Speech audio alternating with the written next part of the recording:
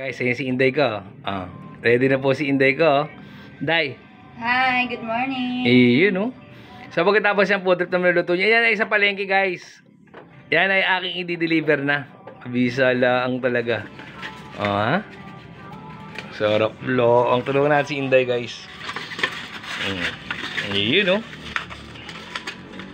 Ito ang aming Buenas Noches guys. Tayo ay babalik na naman ng Kepalengs. Kepalengs. Sarap ng ano. Sarap ng palawak ini guys. So yun lang guys. Napakabisa lang talaga nito. Hindi ko.